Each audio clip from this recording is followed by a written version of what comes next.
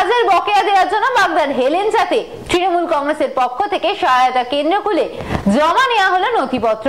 সম্প্রতি মমতা বন্দ্যোপাধ্যায় ঘোষণা করেছিলেন রাজ্যের জব কার্ডের শ্রমিকদের 100 দিনের কাজের বকেয়া দিচ্ছে না কেন্দ্রীয় সরকার, শ্রমিকদের পাওনা মেটাবে রাজ্য সরকার।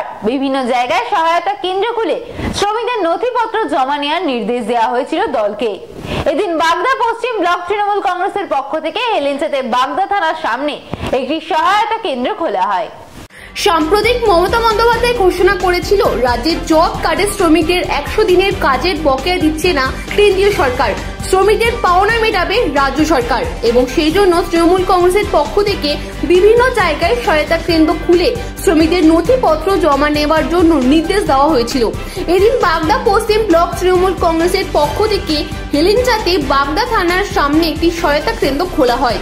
উত্তর 24 পরগনা জেলার পরিষদে 3 নম্বর আসনে জেলা পরিষদ সদস্য ভানুমতি বালা ও বাগদা পশ্চিম ব্লক তৃণমূল কংগ্রেসের সভাপতি অঘোর চন্দ্র হালদার, যুব তৃণমূল কংগ্রেসের কনভেনার সরজিৎ ঢালির উপস্থিতিতে 100 দিনের কাজের শ্রমিকদের নথিপত্র জমা নেওয়া হয়।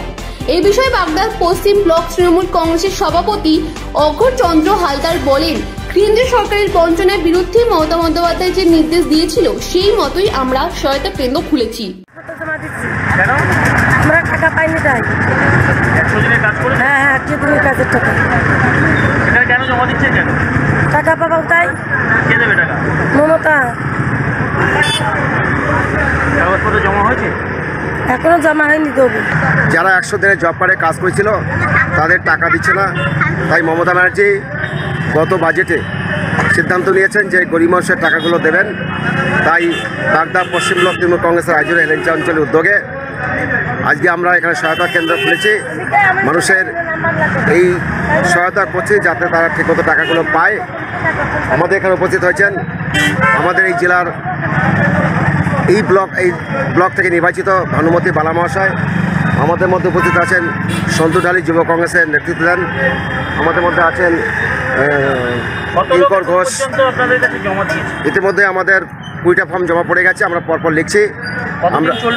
আমাদের আগামী রবিবার পর্যন্ত চলবে, 18 তারিখ থেকে 25 তারিখ পর্যন্ত এই প্রোগ্রাম চলবে, সকাল 10টা থেকে বিকাল 5টা, সন্ধ্যা 6টা। এখানে কাগজপত্র জমা দিলাম। কিসের জন্য? 100 দিনের কাজ করেছি, জব কার্ডের আমরা টাকা পাইনি, সেই জন্য। তারা জমা নিচ্ছে?